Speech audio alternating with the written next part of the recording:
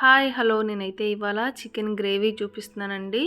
చాలామంది చికెన్ చేస్తే గ్రేవీ రావట్లేదు, సరిపోవట్లేదు అనుకునే వారికి ఈ డీటెయిల్డ్ రెసిపీ నేను లాంగ్ వీడియోలో ఇచ్చానండి. ఈ కర్రీ చూస్తే మీరు తప్పకుండా అయితే గ్రేవీ ఎక్కువ గ్రేవీతో మంచి చికెన్ కర్రీ అయితే చేయొచ్చండి. ఇక్కడ నేను చికెన్ మ్యారినేట్ చేశానండి. అలానే ఉల్లిపాయలు, పచ్చిమిర్చి, టమాటాలు కట్ చేసి పెట్టుకున్నాను. కొంచెం ఆయిల్ వేసుకొని ఉల్లిపాయలు వేసుకొని కొంచెం ఉప్పు, పసుపు వేసి మంచి బ్రౌన్ కలర్ వచ్చేంత వరకు వేసుకోవాలండి. ఇక్కడ స్పైసెస్ నేను ముందే వేయటం మర్చిపోయాను, మీరు ఆయిల్లో వేయండి. అలానే అల్లం వెల్లుల్లి పేస్ట్ వేసి కొంచెం పచ్చివాసన పోయాక చికెన్ వేసి హై ఫ్లేమ్లో ఉడికించానండి. అలానే కట్ చేసిన టమాటా కూడా వేసి ఒక 2 నిమిషాలు ఉడికించాను.